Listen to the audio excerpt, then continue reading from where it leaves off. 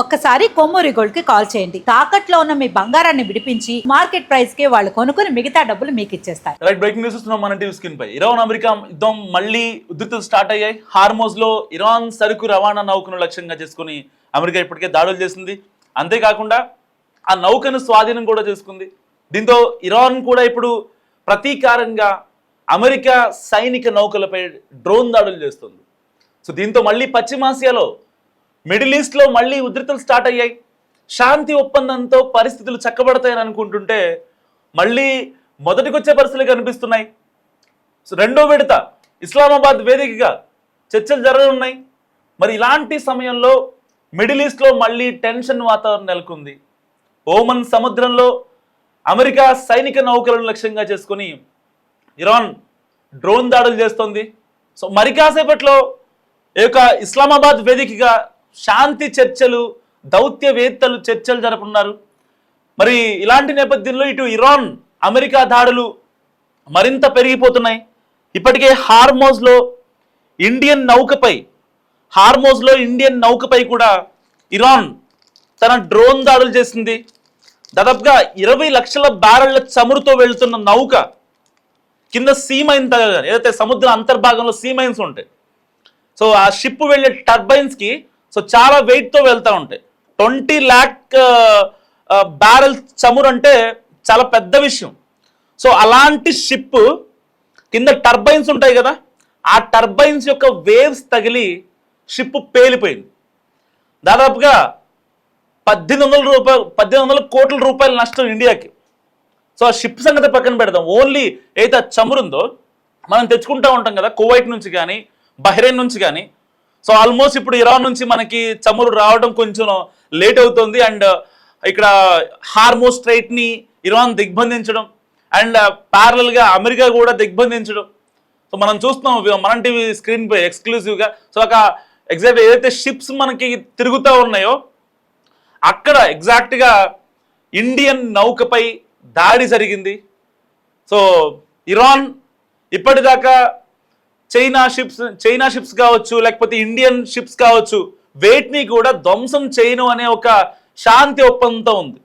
And ఇదే విషయంలో Iran మన భారత విదేశాంగ శాఖకు ఒక ఇన్ఫర్మేషన్ ఇచ్చి మరి మన షిప్ని కూల్చివేసింది, కాల్ చేసింది.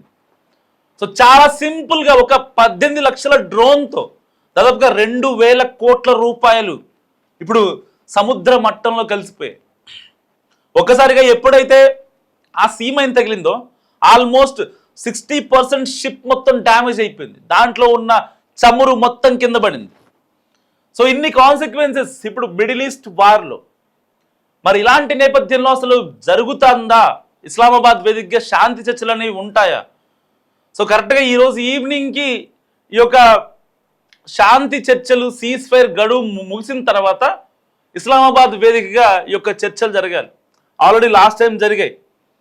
అయితే అమెరికా ఉపాధ్యక్షుడు జేడీ వ్యాన్స్, ఈ యొక్క గల్ఫ్ కంట్రీస్ యొక్క విదేశాంగ ప్రతినిధులు వీళ్ళంతా వచ్చి ఎట్టి పరిస్థితుల్లో యుద్ధాన్ని ఆపాలి అని చెప్తే ఇరాన్ కొన్ని కండిషన్స్ పెట్టింది. ఒక 10 కండిషన్స్ పెట్టింది. ఆ 10 కండిషన్స్ని అమెరికా యాక్సెప్ట్ చేయలేదు. సో నష్టపరిహారం అంటే ఏదన్నా ఇస్తాం కానీ న్యూక్లియర్ బాంబులు తయారు చేసుకుంటామంటే కష్టం కదా అని చెప్పి ఆ యొక్క మీటింగ్ని మొత్తాన్ని తేల్చేసింది. ఇలాంటి నేపథ్యంలో అమెరికా ఏదైతే సైనిక నౌకలను లక్ష్యంగా చేసుకొని ఇరాన్ డ్రోన్ దాడులకు చేస్తోంది. సో ఇరాన్కి చెందిన ఒక నౌకని కూడా అమెరికా ఏదైతే ఆ షిప్ యొక్క ఇంజన్ క్యాబిన్లో దాడి చేసి దాన్ని అటు ఇటు కదలకుండా చేసింది. దాని తర్వాత డొనాల్డ్ ట్రంప్ ట్వీట్ చేశారు, ఇరాన్ యొక్క నౌకను మేమే స్వాధీనం చేసుకున్నామని ప్రకటించారు. ఇప్పుడు హార్మోజ్లో టెన్షన్ వాతావరణం. దాదాపుగా 2000 నౌకలు ఇప్పుడు హార్మోజ్లో ఉన్నాయి. ఎటు కదలలేని సిచ్యువేషన్. ఒక పక్క కంటైనర్స్లో చమురుంది. ఆ యొక్క చమురుతో అటు ఇటు వెళ్ళలేని పరిస్థితి. అసలు అంటే ఇరానే ఇక్కడ ఓపెన్ చేస్తా లేదా అనుకుంటే, ఒకవేళ అలాగే డబ్బులు ఏదైతే టోల్ ఫీ, హార్మోజ్ దగ్గర టోల్ ఫీ 18 కోట్ల రూపాయలు చెల్లించి బయటకు వద్దామన్నా అమెరికన్ షిప్స్ ఏవైతే ఉన్నాయో అయితే నావీ షిప్స్ అవి పేల్చేస్తాయనే భయం ఇప్పుడు. సో ప్రపంచవ్యాప్తంగా చమురు సంక్షోభం ఒక పక్క మిడిల్ ఈస్ట్లో కొనసాగుతున్నటువంటి యుద్ధం, ఏ క్షణాన ఏం జరుగుతుందో అర్థం కాక చాలామంది తలలు పట్టుకుంటున్నారు. సో అమెరికా సైనిక నౌకలను లక్ష్యంగా చేసుకొని ఇరాన్ డ్రోన్ దాడులు చేస్తోంది. అమెరికా ఇప్పుడు ఏ విధంగా స్పందిస్తుందో అర్థం కానటువంటి సిచ్యువేషన్. ఎందుకంటే ఇక్కడ ఇస్లామాబాద్ వేదికగా మరోసారి శాంతి చర్చలకు రెడీ అంటోంది అండ్ ప్యారలల్గా యుద్ధం చేస్తామంటుంది. అమెరికా ఒకవేళ ఇరాన్ యొక్క హార్మోజ్ గుండా షిప్స్ని పంపించిన, సో నేనైతే ఇక్కడ ఆపేస్తా, ఒకవేళ నా మాట కాదని ఎవరైనా ముందుకొస్తే వాళ్ళ షిప్స్ని పేల్చేస్తా అంటుంది అమెరికా. మరి ఇలాంటి నేపథ్యంలో ఇప్పటికే అమెరికా 2 లక్షల కోట్ల రూపాయలు ఈ యుద్ధం కోసం వెచ్చించింది. సో మరి IMF దగ్గరికి మళ్ళీ నిధుల కోసం వెళ్తుంది, ప్యారల్గా శాంతి చర్చలు అంటుంది. సో అంటే అమెరికా గేమ్ ప్లాన్ అర్థం కానటువంటి సిచ్యువేషన్. ఇప్పటికే రంగంలోకి రష్యా అధ్యక్షుడు పుతిన్ వస్తా అని చెప్పారు, ఇటు చైనా నుంచి జిన్పింగ్ వస్తా అని చెప్పారు, ఇటు ఏదైతే మాట్లాడుతున్నారో సోకాల్డ్ పెద్ద మనుషులు ఎవరైతే ఉన్నారో, పాకిస్తాన్ లాంటి మునీర్ ఒక పెద్ద మనిషి, ఇంకా షబాజ్ షరీఫ్ ఒక పెద్ద మనిషి, వీళ్ళంతా పెద్ద మనుషులు కదా. మళ్ళీ ఇప్పుడు ఇస్లామాబాద్ వేదికగా జరుగుతుంది. ఒక రకంగా హార్మోజ్ స్ట్రైట్ను తెరిచాము అంటే కారణం బీజింగే. సరే, మళ్ళీ ఇజ్రాయెల్ లెబనాన్ మీద దాడి చేసి ఆ యొక్క స్ట్రైట్ని మూసేశారు, ఫైన్. కానీ జరుగుతున్న పరిణామాలు చూస్తుంటే ఏదో 3rd వరల్డ్ వార్ వచ్చే అవకాశం ఉందా అంటే అవుననే సమాధానాలు వినిపిస్తున్నాయి ఇప్పుడు. ఎందుకంటే పర్టికులర్గా ఒక అమెరికా స్ట్రాటజీ ఏంటో ఎవరికి అర్థం కాని సిచ్యువేషన్. సో అయితే ఈ దాడుల్లో ఎన్ని డ్రోన్లు ఉపయోగించారో, అమెరికా నౌకలకు ఎంత నష్టం జరిగింది అనేది ఇంకా స్పష్టత రాలేదు. బట్ ట్రంప్ ప్రకటన ఏదైతే ఉందో, ఇరాన్కు చెందిన టాస్కో అనే కార్గో నౌక హార్మోజ్ జలసంధి సమీపంలో అమెరికా విధించిన నౌకా దిగ్బంధనాన్ని ఉల్లంఘించేందుకు ప్రయత్నించిందని అమెరికా అధ్యక్షుడు డొనాల్డ్ ట్రంప్ చెప్తున్నారు. హెచ్చరికలను పట్టించుకోకపోవడంతో అమెరికా మెరైన్స్ నౌకపై కాల్పులు జరిపి అదుపులో తీసుకున్నారని చెప్పారు డొనాల్డ్ ట్రంప్. ప్రస్తుతం ఆ నౌక పూర్తిగా అమెరికా నియంత్రణలో ఉంది. సో అమెరికా సెంట్రల్ కమాండ్ కూడా ఈ యొక్క ఆపరేషన్ను ధృవీకరించింది, నౌక స్వాధీనం చేసుకున్న దృశ్యాలను విడుదల చేసింది.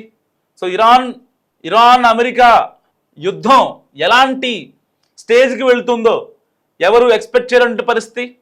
సో ఇప్పటికే ఖతం అలా అన్సియా సైనిక్ కమాండ్ ఆ యొక్క ప్రతినిధులు కూడా మాట్లాడుతున్నారు చాలామంది ఈ యొక్క యుద్ధంపై. ఇది కాల్పుల విరమణ ఒప్పందాన్ని ఉల్లంఘించడమే కాకుండా ఆర్మ్డ్ పైరసీ అని పేర్కొన్నారు.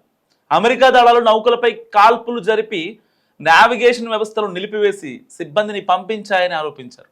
సో ఆ చర్యలకు తగిన ప్రతిస్పందన ఇస్తామని కూడా హెచ్చరించింది ఇరాన్. సో మొదట నౌక స్వాధీనం కాలేదని చెప్పిన ఇరాన్ తర్వాత అమెరికా ధృవీకరణ తర్వాత ఆ విషయాన్ని అంగీకరించింది. సో ఆ నౌక చైనా నుంచి ఇరాన్కు వస్తుందని తెలిపింది. చర్చలపై అనిశ్చితి తాజా పరిణామాలతో 2 దేశాల మధ్య కొనసాగుతున్న అయితే కాల్పుల తాత్కాలిక విరమణ ఒప్పందంపై ఇప్పుడు అనుమానాలు వ్యక్తమవుతున్నాయి. అమెరికా ప్రతిపాదించిన 2వ విడత చర్చలకు ఇరాన్ ఇప్పటికే నిరాకరించింది. నౌకా దిగ్బంధనం, అమెరికా విధిస్తున్న కఠిన షరతుల కారణంగా చర్చలు జరగవని తెలిపింది. సో ట్రంప్ హెచ్చరికలు, అమెరికా షరతులను అంగీకరించకపోతే ఇరాన్ వంతెనలు, విద్యుత్ ప్లాంట్లపై దాడులు చేస్తామని ట్రంప్ హెచ్చరిస్తున్నారు. సో ట్రంప్ హెచ్చరికలకు ప్రతిగా ఇరాన్ స్పందిస్తోంది. తమ దేశంలోని పౌర మౌలిక సదుపాయాలపై దాడులు జరిగితే గల్ఫ్ దేశాల్లోని అమెరికా స్థావరాలపై దాడులు చేస్తామని ఇరాన్ కూడా స్పష్టం చేసింది. మరి ఈ పరిణామాలతో మధ్యప్రాచ్యంలో ఉద్రిక్తతలు మరింత పెరిగే అవకాశాలు కనిపిస్తున్నాయి వాస్తవానికి. సో మీరేమనుకుంటున్నారు? ఇప్పుడు ఇస్లామాబాద్ వేదికగా జరుగుతున్న దౌత్యవేత్తల ఒప్పందంతో మరి యుద్ధం ఒక కొలిక్కి వచ్చే అవకాశం ఉందా? సో డొనాల్డ్ ట్రంప్ మనసులో ఏముంది? మస్తు కామెంట్ చేసే ప్రయత్నించండి.